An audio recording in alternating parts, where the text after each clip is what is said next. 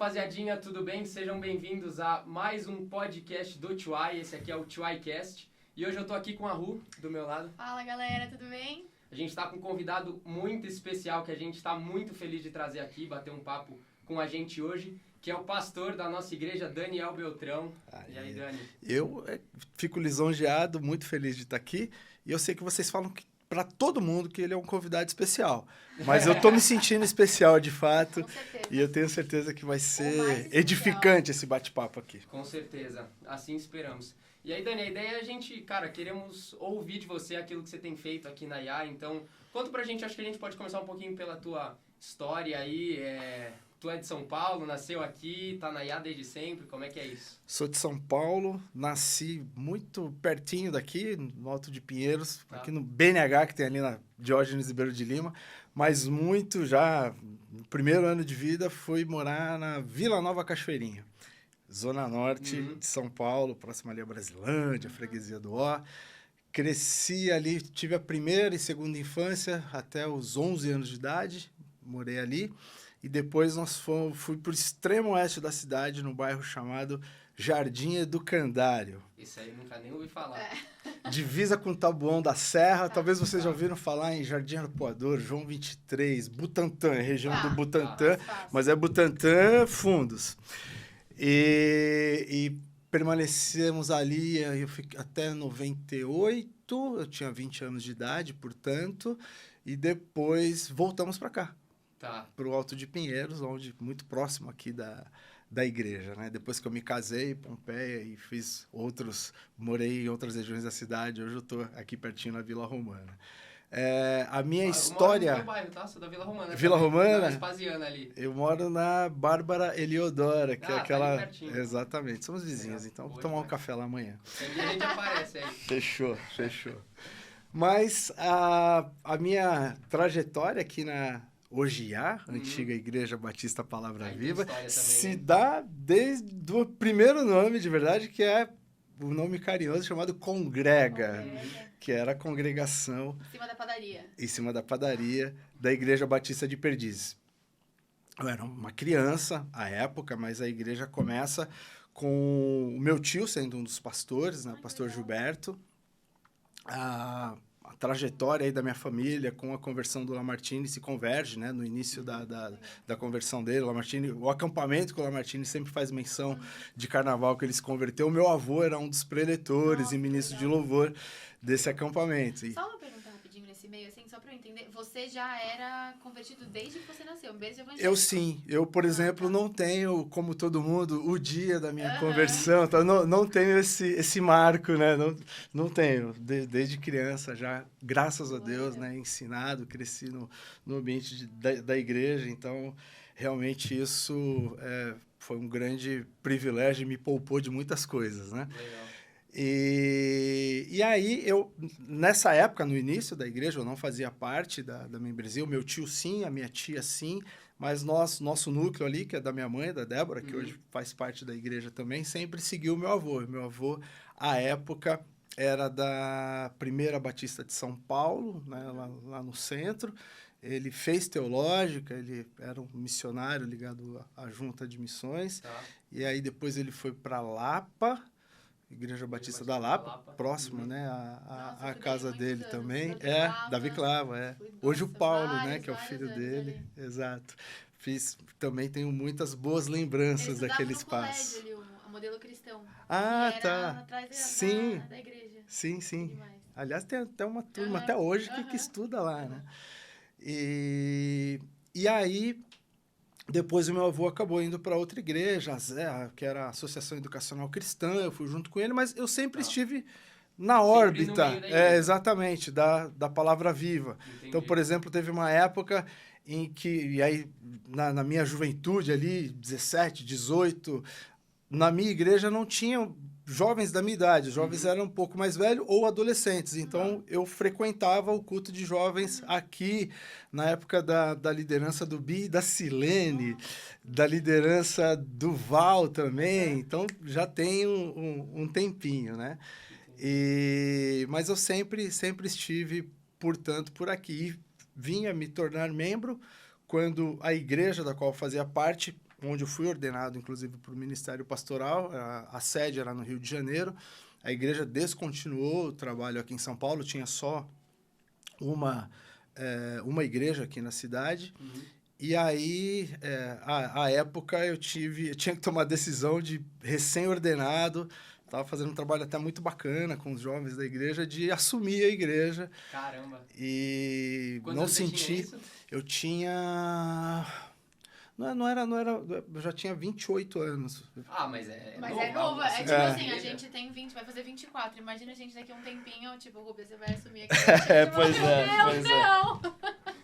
Era uma igreja menor, né, do que a nossa.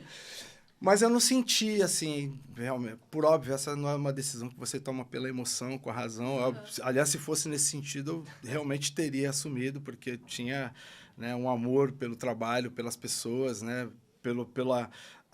sobretudo, o ministério que eu estava desenvolvendo, que era com os jovens. Inclusive, eu fiz muita parceria, na época, com a Palavra Viva. O Lamartine era líder dos jovens nessa época, ele ficou um ano, né, se eu não me engano, ali numa fase de transição. Então, eu trazia os jovens para o culto aqui também. Então, foi muito bacana. E aí, não foi essa direção que eu, né, senti de Deus à época. E eu nem procurei igreja, nem fui visitar, né? Foi muito... A decisão de vir para cá foi natural. Essa altura, minha mãe já estava aqui. Os meus avós já tinham vindo para cá também. Tenho irmãos. Eu tenho 3 irmãos queridos. O Diogo, o Gustavo e a Ana. O Gu tá firmão aqui com a gente. A Ana, a gente precisa dar um puxão de orelha nela, mas ela tá bem dedicada agora à maternidade também, né? Tem a minha sobrinha Madá novinha e o Diogo também. Você falou no nome aí, a Débora? Débora é minha mãe. É a tua mãe? Minha mãe. Eu tive aula com a Débora no Colégio Batista Brasileiro. Então, você faz tempinho já. Porque ela ainda está na educação infantil lá, né? Ah, é? Exatamente. Minha mãe é professora lá no Colégio Batista, então eu estudei minha vida inteira lá, lembro muito da Débora. A gente dividia corredor lá. Que legal. Eu tive muita aula com ela. Que legal. Foi bem legal. Mas você comentou aí, pastor, de ter nascido já, né, em berço cristão. Acho que eu lembro quando eu era mais novo, eu devia ter uns 11 anos, eu tava conversando com meu pai assim, e eu falava, eu acho que se eu tivesse me convertido, talvez, tipo, não tivesse nascido no ambiente da igreja, no lar cristão, talvez eu daria mais valor pra palavra de Deus do que eu dou nascendo dentro de um lar cristão já. E eu lembro que meu pai falou, tipo assim, usa as ferramentas que Deus já te deu, sabe? Eu acho que isso forma muito do nosso caráter já desde criança. Eu acho que é algo que, tudo que eu sou hoje eu devo a essa construção, assim. Como que você enxerga isso? Eu acho que até dentro do trabalho social, né, você vê muita gente que se encontra com Cristo, que tem uma trajetória de vida transformada, e tem o paralelo também da tua história, que é uma história que já foi construída dentro da igreja, né? Como que você vê Deus operando aí dentro desses dois universos assim que são tão diferentes? Eu vejo... Enfim, eu já fiz essa afirmação aqui. Para mim, realmente foi... eu considero um grande privilégio, uma bênção, né? Ter nascido e desde criança ter sido orientado, ensinado na palavra de Deus, crescendo nesse ambiente de igreja. Eu penso que isso foi um fator realmente de prevenção, né, a muitas coisas que eu poderia ter passado. Então, por exemplo, e aí sobretudo na fase de adolescência e juventude, eu fui exposto a uso de droga. Eu já tinha isso muito sedimentado, que não é esse o caminho, não é por aí que eu tenho que buscar. E aí, assim, essa questão especificamente, o jovem, principalmente, ele usa para ver o que dá, não é que, né, às vezes tem essa leitura, as pessoas estão buscando uma fuga da realidade. Sim, depois passa a ser isso, de fato, e às vezes é isso desde o início. Mas nessa fase da vida, de verdade, você quer socializar, você quer não ser hostilizado no meio da roda, não quer ser o chato, não quer ser vítima de bullying, etc. e tal. E eu nunca tive nenhum problema com isso, porque eu tinha fortalecido em mim, qual é a minha identidade, que eu não precisava me submeter a isso para ser aceito por ninguém, que quem estava colocando isso como condição para ser meu amigo, de fato, não estava interessado, né, na minha amizade, de fato, na minha pessoa. Então, isso realmente para mim foi, para dar um exemplo apenas, né, um fator de prevenção incrível, né? Tá. Então, outro dia, inclusive, não sei se vai ao encontro do que você está perguntando, mas eu estava por estar numa conversa com uma pessoa que eu digo que ela vive os princípios do cristianismo, apesar de não ter Jesus como Senhor e Salvador da sua vida, de uma forma tão intensa que muitos cristãos que eu conheço. E aí eu conversando com ela e ela perguntando uma série de coisas, né, e para ela o ponto é: como é que você pode acreditar num negócio desse? Como é que você pode me afirmar categoricamente que esse livro que vocês carregam para cima e para baixo, antigamente impresso, hoje no celular, é a palavra de Deus? Como assim? Um troço que foi escrito por um monte de homens ao longo num range de tempo absurdo, que depois foi compilado, que passou por um monte de copistas, que, enfim, que pode ter sofrido, e de fato existe evidência que talvez tenha sofrido algum tipo de intervenção dos textos originais, passa por tradução, passa, né, por uma... E você vem me afirmar que hoje, aqui em língua portuguesa, isso é a palavra de Deus. E aí entra um componente que, para mim, por ter crescido e sido ensinado dessa forma, eu nunca tive dificuldade de colocar em prática, que é algo que a Bíblia diz que sem isso nós não podemos agradar a Deus, que é a fé. Não tem como explicar. Não há uma explicação científica, não há uma explicação lógica, mas o que eu tentei passar para ele foi que Deus tem uma fé em nós incondicional. Porque ele olhar para o Daniel e ver em mim a condição de realizar determinadas coisas que hoje eu já vejo realizadas, eu olho e falo: cara, Deus tem uma fé incrível, é por isso que ele existe, que nós tenhamos fé nele. Agora, a nossa fé não é incondicional. Até no primeiro momento, sobretudo se você está num momento de dor, de sofrimento, você fala: bom, até em fio desencapado eu tô segurando, já que estão me oferecendo isso aqui, vambora, tô nessa. Mas a nossa fé é fortalecida à medida em que a gente vê o favor e o mover de Deus nas nossas vidas. E aí a nossa fé vai ganhando musculatura, e aí você vai vendo que funciona. E aí você vai colocando em prática aquilo que é a palavra de Deus de fato, e vê que funciona. Meu, não tem como eu não acreditar nisso. E todos esses fatores que as pessoas usam para relativizar, para colocar em dúvida a palavra de Deus, para mim, fortalece esses argumentos de verdade e não depõe contra. E eu acho que é um negócio assim, a palavra de Deus, ela é um negócio, o evangelho é algo que, assim, é tão bem construído, onde um conceito não se sustenta sem o outro, sabe? E eu acho que se a gente regredir até o primeiro conceito, esse primeiro conceito é a fé. Né? Eu acho que quando uma pessoa vem com uma pergunta dessa e, tipo, eu já tive uma colega também que estava conversando, ela me perguntou isso, mas você acha mesmo que isso é a mesma pergunta que você ouviu? Você acha mesmo que isso é uma palavra de Deus? Isso foi escrito por homens há 2000 anos atrás, como é que você acha que isso é a palavra de Deus? E eu acho que a primeira ótica é que é diferente, né? A gente, se o evangelho fosse racional, todo mundo estava convertido, todo mundo ia ser cristão.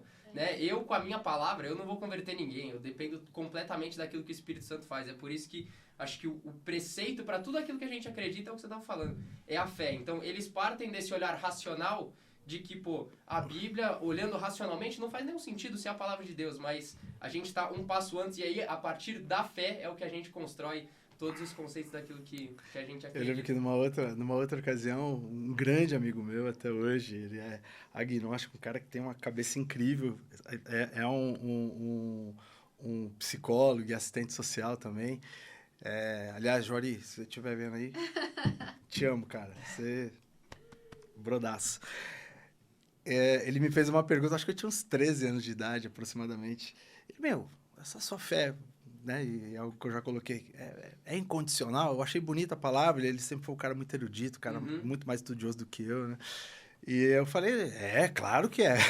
Eu achei legal, né? Responder positivamente. Em 30 segundos eu tava colocando em contradição aquilo que a minha afirmação, porque eu comecei a contar as minhas experiências com Deus, comprovando que a minha fé está totalmente condicionada à manifestação do favor, do amor, da glória de Deus na minha vida. Mas não tem jeito, é um caminho absolutamente sem volta, porque E acho que, pastor, a gente batendo papo aqui, a gente já tem ideia daquilo que você faz dentro da IA Church, né? Acho que é legal para contextualizar para quem está assistindo, qual que é a tua função aqui, o que você tem tocado de ministério com a gente hoje, tá até com a camiseta aí do Reviva.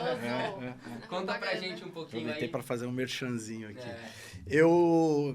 E aí, aproveitando para explicar aqui a reorganização ministerial hoje da igreja, né? Estou debaixo de 2 macroministérios, que é o macroministério de missão. E aí, nesse macroministério, eu atuo na área de ação social e também nas frentes de evangelismo. E no macroministério de cuidado interior, eu coordeno esse trabalho aqui, que é o Reviva, que é um grupo de apoio a dependentes químicos, codependentes, seus familiares e pessoas que também sofrem com qualquer tipo de outras compulsões e vícios, né? Então, vocês têm abrangido que tipo de grupos hoje dentro dos dependentes, assim? Eu imagino que tenha problemas muito variados. Tudo, mas assim, pessoas que né, estão sofrendo com adicção a cocaína, crack, principalmente, alcoolistas, tabagismo também, e aí, enfim, principalmente o tabaco é algo que já vem... as pessoas normalmente já têm essa dependência junto com as demais, exatamente. Né? Mas também pessoas que com transtorno obsessivo-compulsivo, pessoas com depressão. E aí, vamos lá, vamos respeitar, né, quem tem, procura um psicólogo, um psiquiatra, né? Isso é uma questão de uma disfunção química mesmo no cérebro, tem que tratar com alopatia.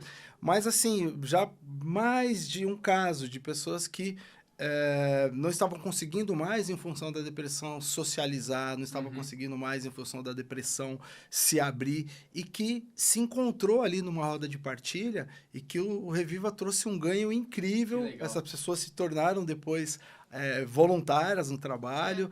Então, realmente, acontecem algumas coisas que estão um pouco... entre aspas, né, fora do escopo do trabalho, mas que a gente dá graças a Deus, né, por ter sido uma resposta ali naquele momento. Mas também, assim, compulsão por compras, hoje em dia compulsão por sexo, e é muito comum, por exemplo, o dependente químico acabar migrando, né, substituindo né, o uso da substância para outros comportamentos, comida, o próprio sexo, a pornografia, quando já não está tudo junto e misturado. Então, são essas as abordagens aí mais corriqueiras, né, no trabalho. E como que surgiu, assim, esses ministérios, né? O Reviva, você que tem o Aviva, como que surgiu? E, assim, qual foi... Vocês viram a partir de qual necessidade? O tipo de pessoa que procurava vocês? Como que vocês viram que precisava disso? De verdade, a maioria dos trabalhos, né, que nós desenvolvemos de forma, né, ministerialmente falando, você se engaja quando você passou por isso. No meu caso, né, vamos lá, falando do Revive especificamente, eu não, graças a Deus, eu não caí nessa armadilha de fazer uso de drogas, da dependência química, mas nós enfrentamos isso enquanto família. Então, eu sou um codependente, né? Então... não vou expor aqui, mas nós, há mais de 20 anos atrás, né, mesmo sendo essa família cristã, a minha geração já nasceu, né, eu e meus irmãos, debaixo dessa verdade, crescemos no ambiente de igreja, mas a dependência química chegou na nossa casa. E aí, eu ainda não era da igreja, fomos procurar ajuda, num primeiro momento, na nossa igreja mesmo, e aí não era maldade de ninguém, mas completa ignorância. A gente não conseguiu achar o apoio, né, que nós estávamos procurando ali. E eu fui orientado, de verdade, a minha mãe, a Débora, foi orientada a ir na Bola de Neve, que eles têm um ministério lá chamado Nova Vida, que é o nosso modelo aqui.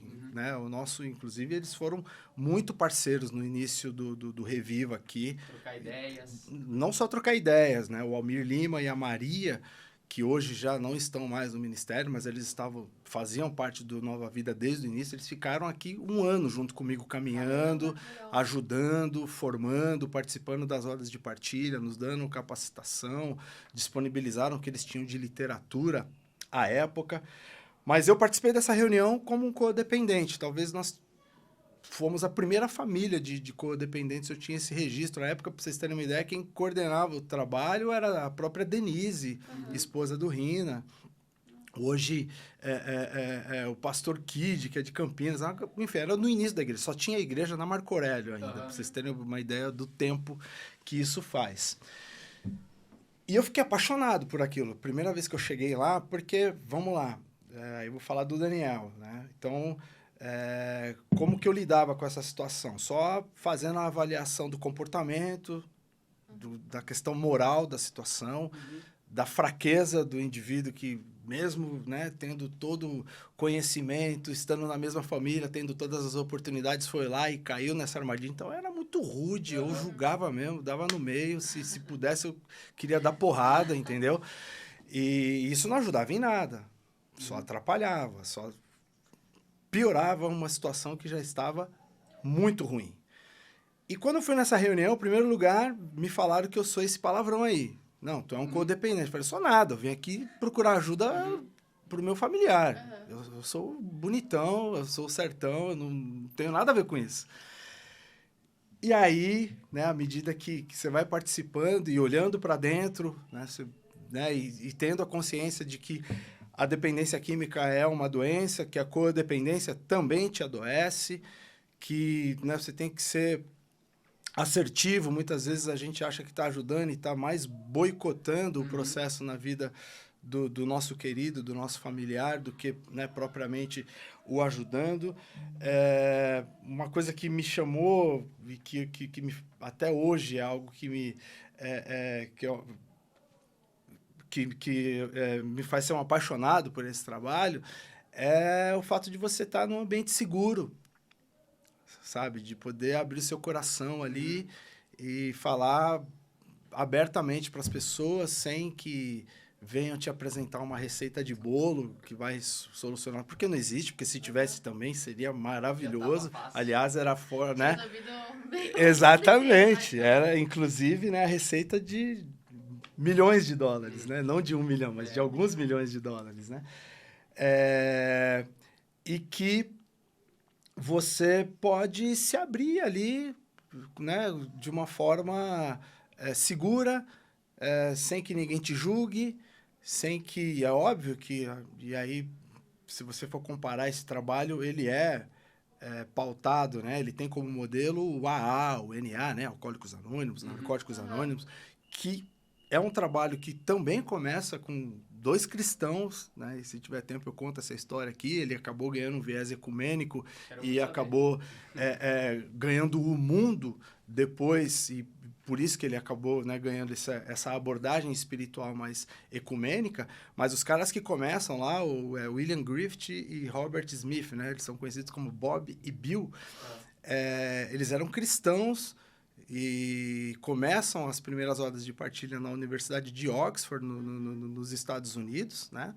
E a abordagem era cristã mesmo. O cara, inclusive, o Bob, ele teve uma experiência com Deus internado, porque antes de começar o trabalho, ele era um alcoolista, a forma como ele achou de se manter abstêmio era de todos os dias conversar com alguém que estava na mesma trajetória que ele, ou que ainda estivesse no alcoolismo pesado.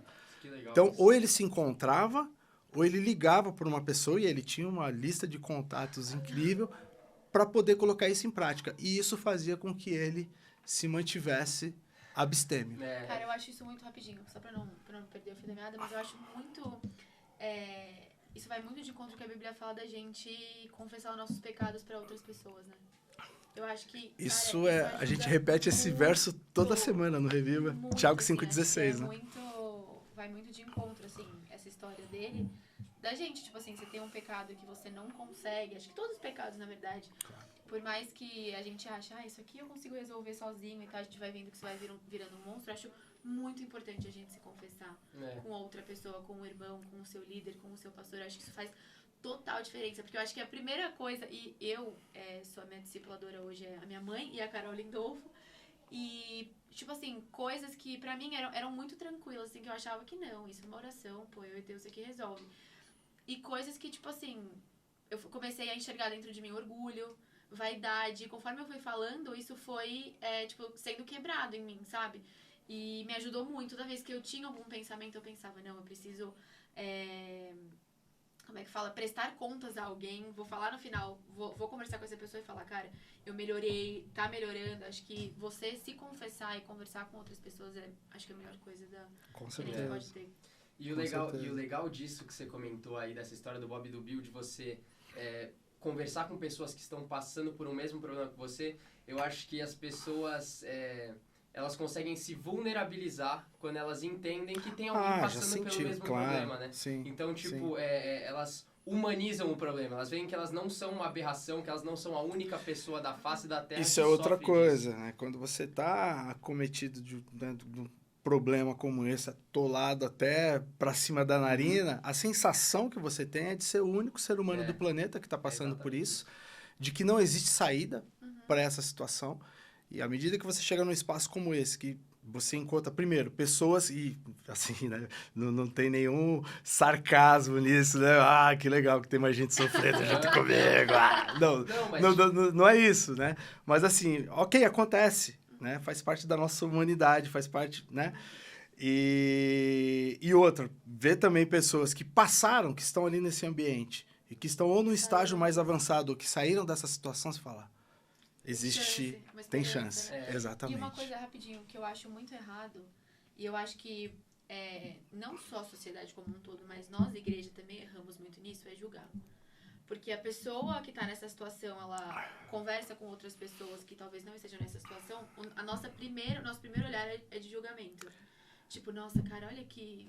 Nossa, não acredito. Tá? Eu era essa pessoa, que eu já confessei aqui o meu pecado, mas também, quando a gente foi procurar ajuda, essa foi uma questão. E, mais uma vez, pessoas que eu amo, que tá tudo certo, que nem sabem, né, o estrago que causaram à época, né, em mim e na minha família, por você procurar ajuda e você ouvir que você é ocupado pela situação. E sim, é multifatorial, tem também, né, seu parceiro, mas tudo que você não precisa ouvir, sobretudo nesse momento, é isso, né? Vamos caminhar junto e aos poucos você vai tendo a consciência daquilo que você fez certo, daquilo que você fez errado, dos problemas que você fez, ou colocar, né, na conta de uma maldição, ou pior, né? Pô, se você tá passando por isso, alguma brecha tem nessa história. É isso, algum pecado que você cometeu. Exatamente. Então, enfim, infelizmente isso ainda acontece, mas, e sim, eventualmente tem coisas que têm que ser consertadas, né? Mas vamos caminhar e deixa que o Espírito Santo faça esse papel de trazer luz sobre aquela situação, de convencer, deflagrar e convencer a pessoa, e isso traz cura. Agora, você tomar uma porrada de cara... dureza. Eu acho que assim, quando a gente olha com esse teu discurso de a gente dar liberdade para o Espírito Santo ministrar na vida das pessoas, eu acho que é um passo de fé que a gente dá, né? Quando a gente escancara a porta das igrejas e acolhe essas pessoas que têm essa dificuldade, a gente está falando, pô, o Deus a quem eu sirvo, o Deus a quem eu adoro, ele tem capacidade para transformar a situação dessa pessoa que eu, como ser humano, meu primeiro princípio meu primeiro ato é apontar o erro dele. Então, eu acho que é um espaço muito importante que a gente abre. E aí, até te devolvendo com uma pergunta, eu acho que quando a gente olha para essas histórias de pessoas que passaram por essas histórias, então você colocar principalmente aí o ponto do trabalho do Reviva com codependentes, né? Eu acho que é muito legal a gente olhar para como Deus usa as situações ao nosso redor para despertar o sonho que Ele tem para a nossa vida, né? Então, eu acho que Deus tem muito essa maneira de ensinar para a gente empiricamente, na prática mesmo, sabe? Você vai poder abençoar outras pessoas através dessa dificuldade que eu tô te dando aqui hoje. Então, acho que queria até ouvir um pouquinho de você. Eu só acho que a gente tem que tomar cuidado com... Isso é uma coisa que é muito, muito comum, né? Ouvir nesse rol, né, de dependentes ou dependentes em tratamento, ou quem já passou por isso, que Deus permitiu ou Deus fez com que eu passasse por isso para que hoje eu pudesse estar nesse lugar de ajudar outras pessoas. Não é assim que a banda toca. Deus não quer que ninguém se torne um drogadicto. Deus não quer que ninguém se torne, entre numa vida de prostituição. Não é isso. O que Deus faz é reverter a maldição em bênção. É fazer com que, né, como diz a palavra, né, todas as coisas cooperam para o bem daqueles que amam a Deus e que andam segundo o seu propósito. A partir do momento que você está nesse lugar de compromisso com Deus, de andar segundo o propósito dele, até as coisas erradas que você fez na sua trajetória, elas vão ser revertidas em bênção. Para a sua vida, em primeiro lugar, e consequentemente, para a vida de outras pessoas, que você vai ter um olhar diferenciado, você vai ter um olhar de compaixão, você vai ter um olhar de misericórdia para pessoas que estão passando por uma situação a qual você passou um dia. Então, é lindo. Deus é absolutamente perfeito. De ressignificar, né? Exatamente. Legal. Mas, e aí, pastor, acho que na prática, como é que são o passo a passo que vocês têm hoje com uma pessoa que chega aqui para pedir ajuda? Como é que funciona isso, esse processo? Primeiro, o acolhimento dessa pessoa. Nós temos, né, as reuniões do Reviva acontecem quintas-feiras, às 20 horas. Ela tem um formato que no primeiro momento, a primeira parte da reunião é muito parecida com o culto. Ela tem um momento de liturgia com louvor, com que eu não costumo chamar de pregação, mas sim uma reflexão bíblica em cima do que é a nossa temática. E depois nós temos um momento de partilha, onde nós dividimos as salas de acordo com as abordagens ali, com a necessidade de cada um. Então tem sala, né, de dependentes, masculino, feminino, de codependentes. Aí a gente sempre tem que ter, principalmente na codependência, mais de uma sala, porque às vezes tem marido, mulher e filho, para que cada um fique numa roda separada, senão a pessoa acaba ficando constrangida e apesar de estar vivendo o mesmo problema, cada um tem um ponto de vista de diferente, então não é saudável estar no mesmo espaço. Mas isso é separado por grupo, tipo assim, a galera que é codependente, que é dependente, por exemplo, de cocaína, fica numa sala só, e a galera os que têm a dependência química de qualquer natureza ficam na mesma roda, não tem problema, não tem uma diferenciação por substância. Sempre que a gente estava conversando e você comentou que, por exemplo, quem tem compulsão por sexo não fica na mesma roda. Sim, aí a gente faz uma roda, porque por mais que... E eu já participei de rodas em que as pessoas não identificam qual é a sua compulsão. E aí, não é o nosso caso, tá? A gente, inclusive, orienta a não ficar, no momento da partilha, falando o nome da substância e tal, porque isso pode até ativar a memória eufórica, exatamente. Então, não é recomendado que se faça isso. Mas eu já participei de uma roda que, de propósito, ninguém identifica qual é o objeto da sua compulsão, justamente para que pessoa que tem a compulsão por sexo, por pornografia, ou seja, por uma substância química, participa da mesma roda, e aí todo mundo chamava de o produto, né? E aí dava para ter essa abordagem. Enfim, é um pouco diferente, sobretudo quando você fala de pornografia e sexo, por isso que a gente procura ter uma roda específica para essas abordagens ligadas à sexualidade à medida em que isso apareça, né? Então, eu falei, por exemplo, que o dependente acaba migrando. E aí, quando isso acontece também no processo, que a gente identifica, e outra coisa que a gente faz essa pessoa sempre vai estar vinculada, e é algo que acontece no TUI, nos outros ministérios também, tem alguém, você acabou de dizer quem são seus discipuladores, né?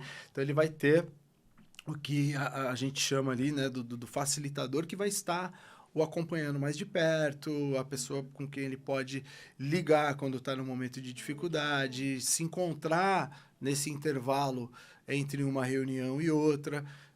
Por óbvio, né? O grupo de WhatsApp está lá também, então tá todo mundo lá. Não tem jeito, né? Essa é uma ferramenta que hoje enfim, é uma bênção, às vezes não tão, mas é indispensável, facilita muito a comunicação para vários expedientes. Então, esse grupo é muito bacana, porque tá todo mundo ali trocando e mandando mensagens de incentivo, eventualmente alguém que esteja numa dificuldade, e aí quem é mais velho, principalmente, já não tem problema nenhum de já colocar no grupo, de pedir ajuda, pedir oração. E isso estimula quem está chegando também a se abrir. Então, é um grupo aberto, como metodologia. O que significa isso, né? A gente não tem um programa por tempo determinado ou por passos determinados, né? Então, por exemplo, não sei se você conhece o Celebrando a Recuperação, que é aplicado em várias igrejas, principalmente igrejas batistas. A igreja da cidade tem uma metodologia chamada 9 meses para a recuperação, se eu não me engano, que você tem, portanto, um início, meio e fim ali, né? Tem esse programa de 9 meses e a proposta é que a pessoa não volte para estaca zero. Eu, particularmente, não... E aí não concordo nem discordo, mas eu prefiro essa metodologia de grupo aberto, onde você tem um tratamento individualizado do ponto de vista terapêutico, com esse acompanhamento individual, em que a pessoa vai migrando, ela vai de acordo com o tempo dela, de acordo com a possibilidade que ela tem de lidar com as suas questões. Eu sou um pouco refratário assim, com essas coisas que se propõem a fazer uma imersão na pessoa sem que, eventualmente, ela esteja preparado, e vai fazer com que ela tenha que lidar com situações com as quais vai trazer mais prejuízo do que algum tipo de ganho, entendeu? Então, isso é o Daniel, tá? Não estou dizendo que é certo, que é errado. E eu reconheço também que quando você tem um programa dessa natureza com tempo determinado, às vezes, resolve e a pessoa... E isso é uma coisa também que a gente usa como premissa, não deixar a pessoa dependente do ministério. Sim. A ideia é que graças a Deus, a gente tem um monte de gente que, exatamente, que está aí, está servindo em outros ministérios na igreja e que, eventualmente, quero continuar aqui. Então, tá bom, então vamos trabalhar agora. Chega de ficar aqui como sendo acompanhado por alguém. Vamos passar a acompanhar. Você tem que estar nesse ponto de sempre incentivar o crescimento, né? Senão o cara chega no ponto que ele chega numa estagnação ali e para de evoluir ou de criar um outro ambiente. Hoje, assim, isso é um indicador maravilhoso, né? O trabalho, todo o grupo de trabalho, ou grupo de liderança, como nós costumamos chamar, né, nos ministérios da igreja, é formado por pessoas que passaram pelo processo no ministério. Legal. Muito bacana, né, você chegar nesse ponto. E isso é um fator fundamental, né? De você ter sentido na pele ali aquilo que a pessoa que está do outro lado, a pessoa que você está liderando precisa, né? Então, acho que é um fator muito relevante. E como é que é a atuação, a gente aqui como TUI, dos jovens no Ministério do Reviva? A gente precisa puxar a orelha dos nossos amigos para irem lá visitar mais? Precisa muito. Eu já falei com o eventualmente, vai mas assim, não, de verdade faz até bastante tempo assim que ninguém vai conhecer. Eu acho, e eu sempre provoco, não só o TUI, mas eu acho que principalmente o TUI, eu acho que é importante. Porque existem, né, essa fase da vida, a galera está sendo assediada eventualmente, né, sobretudo a questão vamos falar assim, algo que a gente lidar aqui na prática, do álcool, por exemplo, sabe? Eu acho que tem uma galera flertando e dando muito mole, né, relativizando muito, né, por ser uma droga lícita, por ser uma droga socialmente aceita, e você vê que eu já chamo de droga. Quando você fala, por exemplo, em políticas públicas, né, são álcool e outras drogas, né, então, o álcool ele está sempre separado justamente por ele ser lícito. Que é uma visão completamente cultural, né? Exato. E de verdade, vamos lá, né? Conceitualmente, droga é qualquer substância que nós ingerimos que causa algum tipo de reação. Então, até a comida. O açúcar que nós ingerimos, o doce. Você pode transformar a comida em uma droga. Já me identifiquei muito recorrendo graças a Deus, a minha droga não é tão perigosa, mas a café. E já me regulei. Falei, peraí. Não tá normal o meu consumo de café. Vou segurar a onda aqui, refrigerante. Nossa, acho que doce é o pior pra todo mundo. Doce. Nossa, chocolate, assim, o meu azar ou sorte é que a minha cara fica toda empipocada, mas eu amo chocolate. Logo. Exatamente. Né? E aí a Carmen já vem pra cima, que é minha esposa querida, te amo, falar, você comeu chocolate, não tem nem como dizer que não, que tá aquela aquela testa na minha espinha, né? Exatamente. Deixa eu tirar uma dúvida. Você falou, eu reparei que você não falou alcoólatra, você falou alcoolista. É uma forma... Exatamente. Enfim, hoje em dia a gente vamos mudando os termos, né? Os neologismos aí, não se fala mais alcoólatra e sem alcoolista. Mas, enfim, só... tanto um termo como o outro é correto. Assim como eu, por exemplo, nasci pardo, depois passei a ser afrodescendente, e hoje eu voltei a ser preto, e assim, mas eu continuo com a mesma cor da pele. Mas não tomou mais as construções... sol, não praia, nem nada. Enfim. Mas a gente estava falando aí do pessoal do TY, da participação deles e tudo mais. Qual que é o conselho, Dani, que você dá pra gente como igreja? Sabe? Porque você é um cara que tá à frente desse ministério. O que a gente, como igreja, pode fazer pra ser mais receptivo pra esse tipo de pessoa?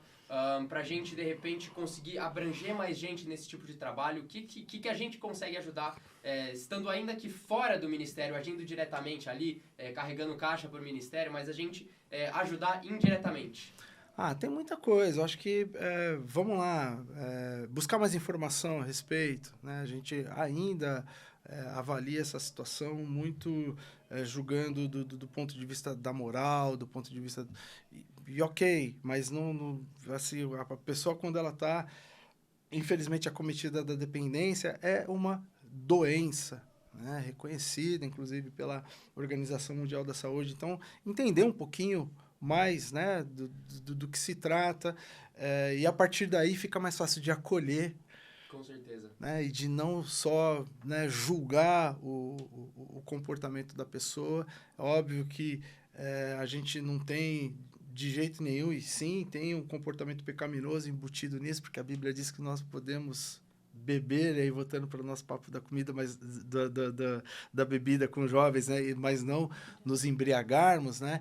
Então, sim, existe um componente de um comportamento pecaminoso nessa história. Você está indo contra o que é o templo do Espírito Santo, a criação de Deus. Você está, né, detonando, né, com algo que Deus ama. Então, sim... há um componente de pecado nessa história toda. Mas se a gente não acolher... Exatamente. Se a gente não acolher, se a igreja não tiver um olhar de compaixão e de amor para essas pessoas, quem vai ter? Então, às vezes, a gente... e aí tem uma questão que a gente vê que a igreja... E aqui eu estou falando a igreja institucionalmente falando, né? Não estou falando só da IA Church, não. Erra muito, que é muitas vezes até orar, né? Pedir a Deus para que Ele haja em situações como essa, mas não conta comigo, não. Tá entendendo? Deus, vai lá, toca, faz o que tem que fazer, ou levanta alguém, mas eu não sou a pessoa que vou me envolver com essa causa. E Deus se move na sociedade, nessa dispensação, na dispensação que nós estamos da graça, através da igreja. Então, assim, não adianta a gente ficar somente pedindo para que Deus venha e faça uma coisa mística e não coloquemos a mão na massa. Não. E eu acho que, assim, uma das coisas que a gente... Até sábado passado, antes do culto do TY, a gente teve... Try Mais, a gente teve... um momento de oração onde o líder que estava conduzindo lá, o Caio, vice-líder do Try Mais, ele convidou a gente a ter um momento de sondar o nosso coração, né, de vasculhar aqueles pecados que às vezes você não estava tratando, aqueles pecados que às vezes são os chamados pecados intocáveis, né, na literatura cristã que a gente lê. E eu acho que essa é uma maneira, quando a gente sonda o nosso coração, é uma maneira muito forte que a gente tem de estar o tempo inteiro cultivando a nossa humildade, né? De você olhar, pô, eu tenho esses erros, se lembrar que você erra, para que no momento que você vê um irmão teu errando, você não ser o primeiro cara a julgar, né? Então eu acho que essa é uma das ferramentas mais preciosas que a gente tem para conseguir acolher essas pessoas como igreja e ser eficiente nesse tratamento, é a gente próprio se sondar, né? O tempo inteiro, e dar espaço pro Espírito Santo trazer isso. Quando né, Jesus sintetiza os mandamentos, né, como amar a Deus acima de todas as coisas e ao próximo como a ti mesmo, se a gente estiver nesse exercício diário,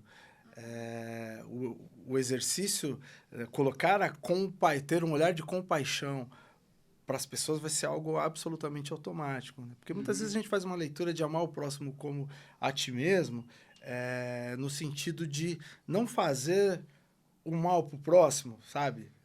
Se eu não quero tomar uma porrada, eu não vou dar uma porrada. Mas é isso também, mas é muito mais, né, numa situação em que você tem a oportunidade de julgar o próximo, de olhar para si e falar, peraí, eu também não... né? Não sou tudo isso. Não sou tudo isso. Eu não tenho condição nenhuma de apontar o dedo e de julgar. Então, se a gente fizer esse exercício a todo momento, vai mudar muito a nossa relação. Né? E eu em Gálatas, se não me engano, acho que Paulo fala isso. O resumo de toda a lei é esse. Amar ao próximo como a si mesmo. Exato. E eu acho que, assim, não tem nada que... Isso é muito forte, cara. Não tem nada que evidencia mais o evangelho do que você amar o próximo como você ama a si mesmo. Eu acho que isso é algo que a gente, como igreja...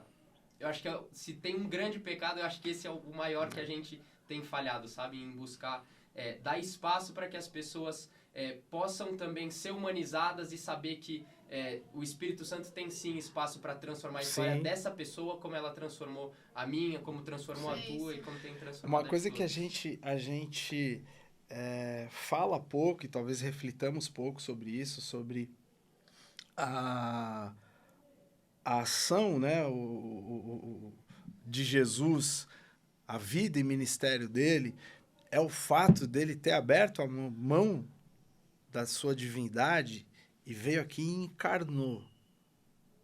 E se humanizou. A gente fala pouco sobre isso. E, portanto, por não refletir muito sobre esse ato nós falamos sobre o sacrifício, sobre a entrega, sobre o ministério dele maravilhoso, os milagres que ele fez. Tudo mas refletimos muito pouco sobre isso. E se nós somos imitadores de Cristo, a gente tem que ter essa capacidade. Nós já estamos aqui nesse corpo, tal, mas esse exercício de...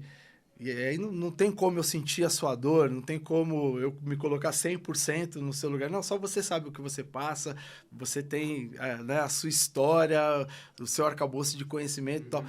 Mas diante de uma situação em que eu vejo alguma falta, se eu não tiver essa capacidade de pelo menos tentar colocar a sua lente, a gente vai acabar julgando e vai acabar chegando num lugar em que não é legal. Não vai construir absolutamente nada. Muito pelo contrário. E aí eu quero até trazer isso para um outro prisma, que é o prisma vamos dizer assim, da desigualdade social.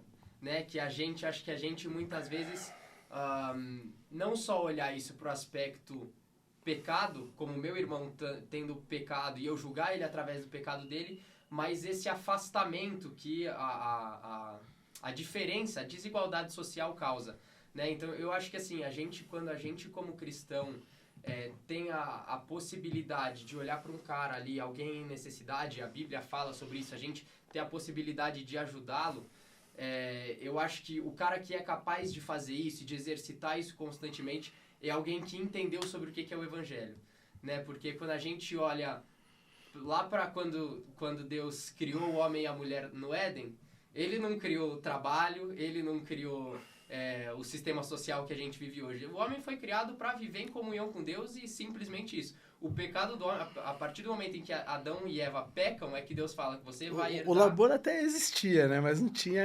esse peso, né? Exato. De trazer Deus o sustento. O peso de trazer o sustento Exato. através do trabalho. Então, eu acho que é algo que, assim, quando a gente olha para isso e a gente entende que o sistema social que a gente vive hoje é algo construído pós-pecado, né? Eu acho que é algo que a gente traz um prisma completamente diferente para quando a gente vai olhar para o cara que está ali do outro lado e a gente ser capaz de dividir aquilo que a gente tem também, né? Isso enfim, isso é o que você colocou, é fundamental, né? Se você entendeu, né, o que é o cristianismo, entendeu o que foi o ministério e vida de Jesus, esse exercício é natural. Você não vai olhar para uma situação de injustiça E a palavra diz, né? Eu sou das bem-aventuranças, é a que eu sou mais apaixonado, né? Bem-aventurados que têm fome e sede de justiça. É a única bem-aventurança que Jesus condiciona a questões que são fundamentais para a nossa existência. Que é a hidratação e nutrição do nosso corpo. Sem comer, você não vive. Ou seja, quem busca a justiça como uma forma, como a sua própria sobrevivência. E o texto é lindo, porque ele diz que quem anda dessa forma, ele vai ser saciado. E isso significa que o próprio Deus vai te dar condição de ser esse instrumento de justiça. E é muito bom a gente pontuar isso, porque eu já vi gente fazendo uma hermenêutica desse texto como na teologia da prosperidade. Né? Mas, enfim, não sei como, né? Porque é um cavalo de pau teológico absurdo. Mas tudo bem. Mas é isso, sabe? Não dá para você ter contato com Cristo, né, de Nazaré, né, que passava por qualquer situação de injustiça, de sofrimento, de desigualdade, e não deixava essa situação exatamente como ela estava. Não, ele transformava aquela situação e incidia sobre aquela causa. Então, quando nós, de alguma forma, conseguimos ficar indiferentes, insensíveis diante das situações que nos apresentam, alguma coisa está errada. Né? Para quem conhece a Cristo, para quem, de fato, busca viver e ser uma igreja saudável. Então, eu realmente... essa é uma pauta que me apaixona, porque eu me vejo como muito privilegiado. Eu contei aqui no início do nosso papo os lugares onde eu cresci e vivi. Então, eu sempre estive nesse limiar de viver na periferia, mas eu sempre tive o fator igreja a meu favor. E aí é uma coisa muito louca, porque eu sempre... as igrejas em que eu frequentei sempre estiveram do lado de cá da ponte, né? A cidade de São Paulo divide muito bem a pobreza de forma geográfica, né? Não é como no Rio de Janeiro, por exemplo, que o morro está no meio da Zona Sul e que, portanto, há aquela convivência ali entre quem tem muita grana e quem não tem nada. Aqui não, aqui houve uma separação e aí... por conta dos rios, né, a periferia acabou ficando sempre do outro lado, né, das pontes. Mas eu sempre tive acesso, eu sempre tive referências, eu sempre tive... e aí, só para ilustrar o que eu estou falando, eu lembro que nessa época que eu contei, que eu vinha muito para cá, a minha tia aqui fazia parte, apesar dela, na época, ser uma temporã ali entre os jovens, mas ela era solteira, então ela estava ali no meio da galera e eu andava muito com ela. E aí eu caminhava com essa galera da Palavra Viva ainda à época, né? Hoje, e a Church. E era muito difícil para mim, por exemplo, o pós-culto. Porque a galera ia pro rolê. E pra mim era impagável comer aquele hambúrguer artesanal, velho. E beleza, todo mundo me incluía ali, não, eu pago tal, mas, pô, meu baita constrangimento, né? Forma, ainda assim você tá isolado. Cara, com 15 anos, eu comecei a trampar. Foi a realização da minha vida, o primeiro rolê ali. Eu tinha um talão de cheque, irmão, e eu paguei a conta. Óbvio que foi só uma vez por mês que dava pra fazer aquilo, tá certo? Mas que conquista foi que hoje eu... poder bancar ali o meu lanche. E, em certa medida, eu vejo que essa inclusão, né, do Daniel, esse cara negro da periferia, tal, nesses ambientes, fez toda a diferença para mim. Que legal. Me fez não olhar para a cor da minha pele e estabelecer, colocar um X, um limite. Porque eu sempre estive em ambientes que não foram feitos para mim. Pro cara que está do outro lado da ponte, que é negro. Então, até hoje... A minha esposa, por exemplo, ela é branca, de uma família extremamente tradicional do interior de São Paulo, uma família, inclusive, que até eu chegar extremamente, eu amo todo mundo, gente, pelo amor de Deus.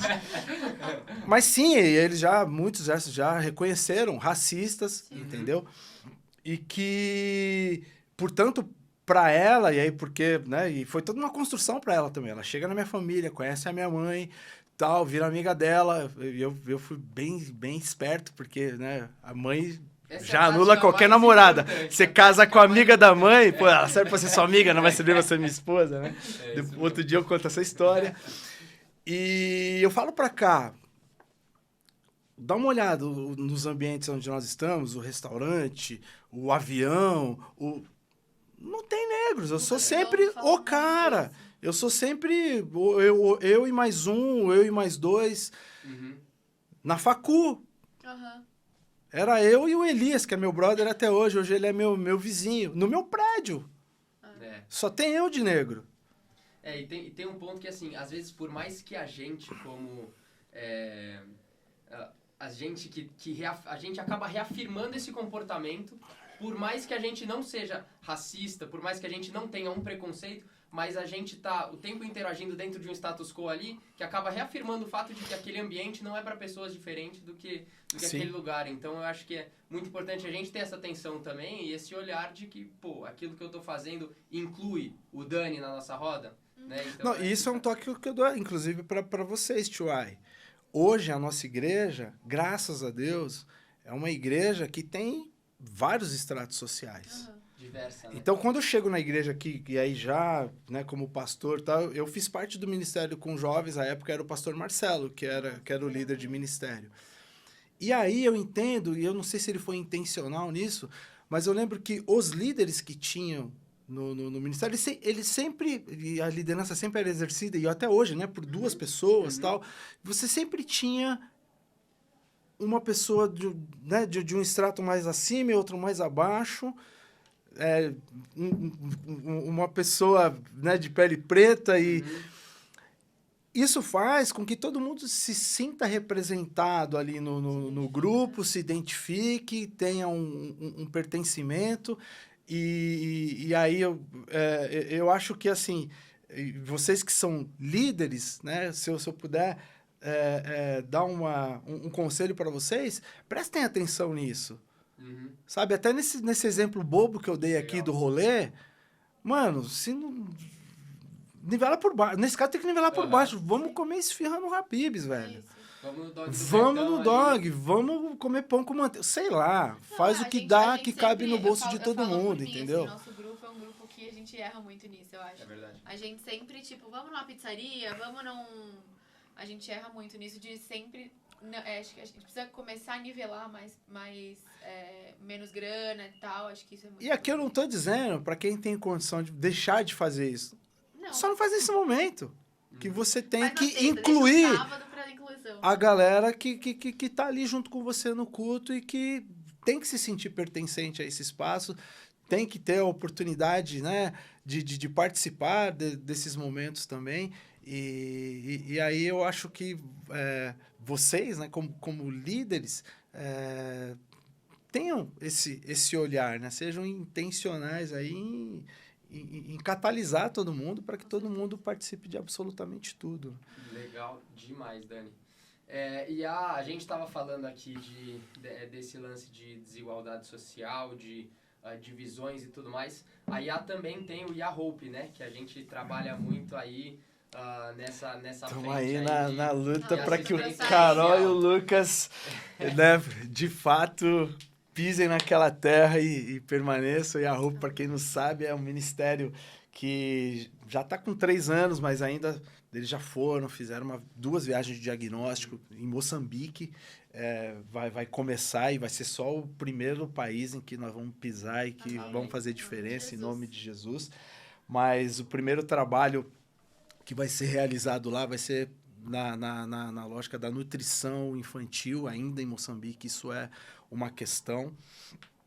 E, pô, é um baita privilégio poder, como igreja, poder incidir, né, sobre uma causa como essa em outro país, num continente que é extremamente pobre, vítima de preconceito de todo o resto do planeta, né? Quer dizer, o Cone Sul de uma forma geral, mas principalmente o continente africano.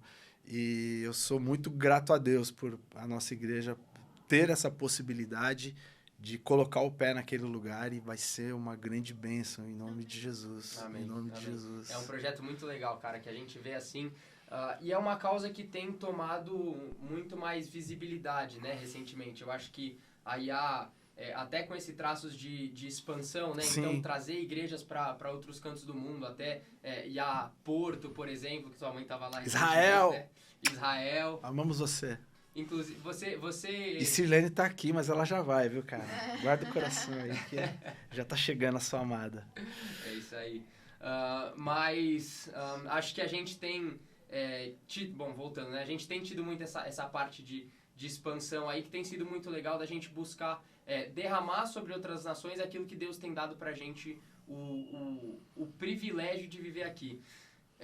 Indo nessa linha, assim, o que você vê, Dani, como próximo sonho, assim, que você tem dentro de um ministério social dentro da IA?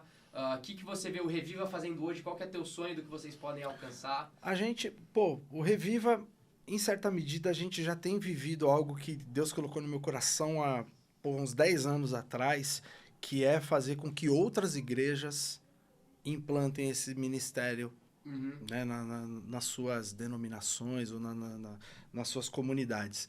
O que a gente vê até hoje é muita gente vindo de muitos pontos da cidade vir participar da reunião aqui, porque não existe essa abordagem nas suas igrejas. E aí eu vou contar um testemunho muito rapidamente. Eu estava angustiado há esse tempo atrás e pedindo a Deus uma estratégia para poder provocar a igreja, né, a igreja institucionalmente falando, a ter esse olhar, essa abordagem nas suas comunidades. Eu conversei com igrejas maiores que fazem esse trabalho para que a gente pudesse criar uma mobilização. Nada aconteceu. Nada. E aí, eu lembro que numa semana que eu tinha tido, assim, uma meia dúzia de tapa nas costas, mas nenhum apoio de fato, e não foi um apoio que foi negado, mas eu vi que não ia para frente mesmo. Aquele lá, vamos marcar. Exatamente, exatamente. E aí, eu tava bem tristão, assim, e foi uma quinta-feira eu tive uma reunião que foi dessas inconclusivas, na sexta-feira teve vigília aqui na igreja, e eu fui pra vigília, fiquei bem escondidão lá no fundo e tal, a pastora Marluce, que dirige a vigília, beijo minha pastora, e ela me chamou, falou, Daniel, o Dani tava lá também, meu xará, o Dani Adas, eu falei, tá chamando ele. Aí ela me chama, e é bem carinhosamente mesmo, não tem nenhum traço de preconceito nisso, ela me chama de Daniel Preto. Não, é o Preto que eu tô chamando. Eu falei, ai meu Deus do céu, o que ela quer comigo aqui, cara? Não, lembra na outra? Foi lá na Imperatriz, você conheceu a Imperatriz? Conheci. Eu fiquei atrás da house ali, tava sentado ali atrás, justamente pra não ser visto, mas alguém cantou pra ela viu sentando e tal. E quando ela me chamou, eu me levantei, no meio do caminho ela sempre dava a direção do por que orar. Ela falou, eu quero que você ore pela unidade do corpo de Cristo. Eu comecei a rir, né? Eu falei, meu Deus, tem um senso de humor incrível. Eu falei, chefe, você tá me tirando, né? É de brincadeira. Aí eu cheguei rindo lá, ela, por que você tá rindo? Eu falei, você já vai entender, né? Eu dei esse testemunho. E aí eu orei, foi uma bênção. E aí ela orou por mim depois. E o Espírito Santo foi uma das poucas experiências que eu tive, assim, de ouvir, sabe?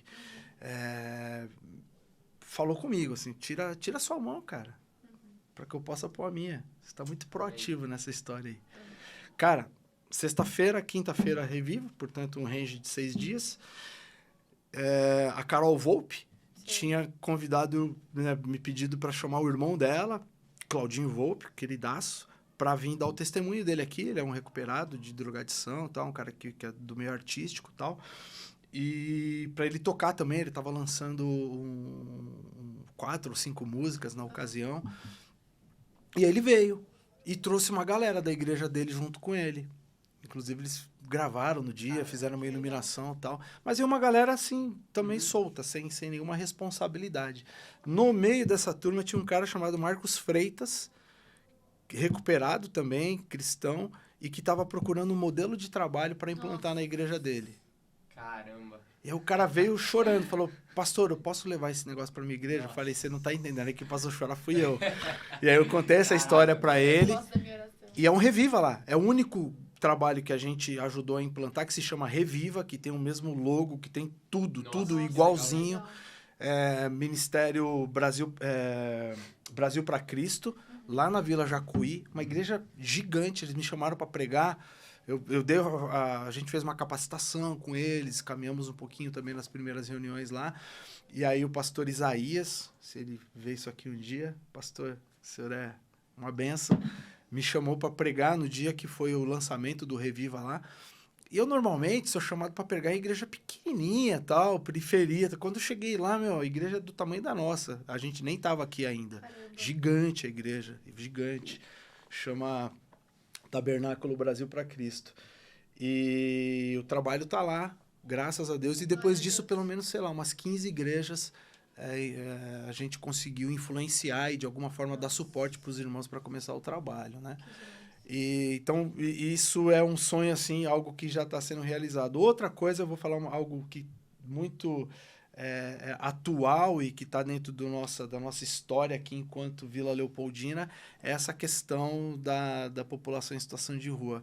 Eu estou orando a Deus, a gente, graças a Deus, tem um trabalho diário ali hoje, né, que se chama Conversadoria, em que nós temos um espaço de escuta, de acolhimento para essa galera, de possibilidade de... E aí funciona em parceria com toda a rede socioassistencial do bairro, da prefeitura, da saúde, enfim, tem toda uma articulação para o funcionamento desse trabalho.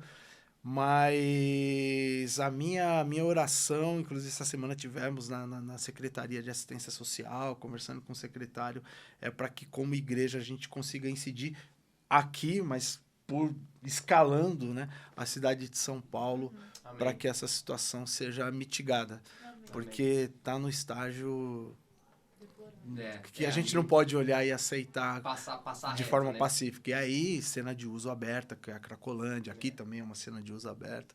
Então, que, em nome de Jesus, e aí passa por vários estágios, né? Passa pelo acolhimento e encaminhamento dessas pessoas, passa por também mostrar para a sociedade, tentar, né, de uma forma pedagógica, fazer com que as pessoas entendam que esse problema não é resolvido com uma ação, não é varrendo as pessoas da rua que a gente vai resolver. Tirando a barraca, exatamente, não é só tirando a barraca, não é assim que se resolve isso, né? E eu acho que algo que eu, assim, não sei se é algo, você tá nessa frente aí já há bastante tempo, você vai saber dizer melhor que eu, mas que eu tenho escutado acontecer muito recentemente, que ações conjuntas entre prefeitura, entre governo e ações sociais, ONGs, de terceiro setor que tem trabalhado muito nessa frente. Eu estava até conversando com meu avô tem 96 anos, já final de semana eu estava conversando no churrasco lá de família. Como é que é o nome dele? Pastor Salovi Bernardo. Pastor, seu neto é incrível. Ele foi presidente da convenção batista um tempo, então o homem tá no meio aí, enciclopédia, batista, Mas ele estava conversando com um dos amigos dele devia ter uns 60 anos, 70 anos por ali, e que recentemente o governo do estado de São Paulo, Tarcísio de Freitas, procurou pessoalmente o pessoal da Cristolândia, que é um trabalho social que a Convenção Batista tem, para entender como é que eles estavam fazendo para atrair tanta gente para aquele trabalho. E aí, a primeira coisa que o pessoal da Cristolândia olha e fala eu não atraio ninguém, não sou eu que estou atraindo as pessoas para cá, sabe? Então, eu acho que esse é um fator muito importante que você pontuou aí nesse trabalho da conversadoria, de a igreja trabalhar conjuntamente, né, com outras autoridades para poder dar braço para aquilo que a gente tem feito aqui dentro. Sim, a gente não chega nem perto do tamanho da Cristolândia. Eu conheço a história desse trabalho sendo implantado aqui em São Paulo, né, através do pastor Humberto e a esposa dele, que eu já vou lembrar o nome, que foi ela de verdade que começou. Mas ali. É bom de nome também, hein, pastor? Pois é. 40 não nomes falta aqui nenhum, já. né? Mas é um trabalho incrível que acabou, inclusive, ganhando escala, né? Brasil afora, você tem hoje Cristolândias, né? Mas, mesmo com o nosso trabalho aqui no bairro da Leopoldina tão pequeno, quando eu apresento o relatório, o resultado de pessoas encaminhadas para tratamento em comunidade terapêutica, para o encaminhamento para albergues, essa população é muito refratária, muito fechada, por uma série de fatores aí para o acolhimento nos centros de acolhida da prefeitura. Então, quando a gente apresenta esses relatórios, até a galera da abordagem da assistência social fala, uau, que está acontecendo? E aí a oportunidade que a gente tem de falar também que, assim, tecnicamente falando, vocês são muito melhores do que a gente. Mas o que a gente tem a nosso favor é o Espírito Santo, Aqui que é quem ganha, convence do pecado, da justiça e do juízo. Amém. Nós fizemos tem 10 anos aproximadamente, eu faço parte de um movimento chamado Rede Social do Centro, que é um movimento laico, a Cristolândia, inclusive, lá faz parte também, né, de todas as missões cristãs do centro, mas que une primeiro, segundo e terceiro setores em torno dessas mazelas sociais ali do centro da cidade de São Paulo, principalmente Cracolândia, população em situação de rua, etc e tal. E aí o primeiro mutirão que eu participei lá, e eu fui porque eu já estava no Reviva, o pastor Daniel Keck, que é o principal articulador desse movimento, conheceu o Hércio, junto com a apóstola Lilian lá, que foram com a Neuza Tioca fazer um trabalho, gente. E aí ele nos conectou e, enfim, essas coisas que só, né, essas conexões que só o Espírito Santo faz. E aí nós fomos, nessa ocasião, com algo como 200 vagas de internação para a comunidade terapêutica. Naquele contexto de Cracolândia, que na época tinha lá algo como 2.000 pessoas, ou seja, 10%. Cara, significantíssimo o número. Foram todas as vagas preenchidas num só dia. Glória a Deus. A galera olhava e falava, né, da assistência social, o poder público ali que estava participando do evento, como isso está acontecendo? Que legal. É incrível. Glória a Deus. Pastor, acho que pra gente finalizar, a gente não pode sair daqui sem ouvir uma história acho que um testemunho que você teve lá dentro do Reviva, dentro do Aviva aqui da igreja. Conta um testemunho de um cara que você viu ser reencontrado, né, se reencontrar na vida, ressignificar a história da existência desse cara por conta da palavra de Deus. Tem uma história aí que vem... Vieram 3 histórias aqui, mas eu fiquei pensando na ciumeira que vai causar eu contar a história de um em detrimento do outro. O que eu faço agora? Fala os 3 nomes aí, eu vou escolher um pra você contar. Adriano, Igor e Sidney. Eu vou do Sidney, o último. O Sidney, hoje ele faz parte da liderança do Reviva. Ele é carteiro aqui no bairro. Começou a participar da reunião por indicação de uma amiga minha de infância, que é a Renata, que faz parte da membresia da igreja também, e que era vizinha da minha avó, lá nesse condomínio do BNH, ali no Alto de Pinheiros, e que me conhece desde criança. E ela foi professora da filha do Sidney. E ele era alcoolista. O lugar, né, de convívio e consumo dele era exatamente o nosso bairro, as comunidades aqui também. Estava com um casamento completamente destruído. Quando eles chegam aqui, foi um momento, inclusive, que eles estavam de separação de corpos já. Já, né, não estavam nem convivendo mais, ele e a Marília. E, gente, eu só estou dando esse testemunho porque eles já o tornaram público, tá? Eles já contaram esse testemunho e eu tenho autorização para o fazer. E ele chegou aqui porque era, tipo, a última cartada mesmo. Né? Marília falou, ou você toma uma atitude, ou você vai junto comigo nessa reunião, ou esquece, já era. Completamente cético, completamente... para cumprir o protocolo mesmo, eu vou porque ela tá mandando, para que, quem sabe, ela esquece dessa história, volta, e com esse ato, esse gesto de eu ir até a igreja, seja o suficiente para que a gente restabeleça o nosso casamento. E veio. Primeira reunião, o cara... sequer abriu a boca, totalmente fechado ali na dele e tal. E a partir da segunda reunião já começou a se abrir um pouquinho mais. E aí daqui a pouco ele, de fato, entregou genuinamente a vida dele a Cristo, né? O confessando como Senhor e Salvador da sua vida. E aí, a partir daí, ele já não veio mais no Reviva. E aí, quando falo ele, porque a gente falou Sidney, mas ele e família já começaram a participar dos cultos de domingo, e daqui a pouco a filha começa a crescer e se envolve no ministério com adolescentes, nos teens, e aí já enxergamos o potencial, um cara extremamente comunicativo, extremamente carismático, e aí já começamos a fazer uma preparação dele e da Marília para assumir um papel de liderança dentro do Reviva, e graças a Deus ele está 5 anos já abstêmio, Caramba. totalmente envolvido com o ministério. Hoje ele faz parte também do ministério com adolescentes, do Teens, junto com Edmilson. Ele, junto com Marília, são fundamentais para a reunião, para o ministério, para o Reviva. São referências ali hoje.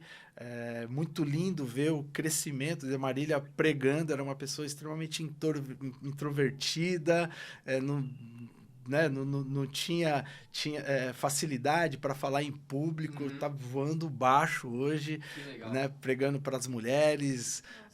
De propósito, põe sempre a galera no fogo, vai lá, abre a reunião, faz uma oração, traz uma palavra. Eles ficam, no início da reunião fica todo mundo meio apreensivo, porque esse tipo de expedientes menores, eu não escalo. Claro, não vou chegar, daqui a 5 minutos você vai pregar, também não sou louco, né? Isso a gente tem uma escala. Mas essas coisas eu deixo de propósito, eu chamo a galera na hora, justamente para que todo mundo esteja preparado para fazer. Amém.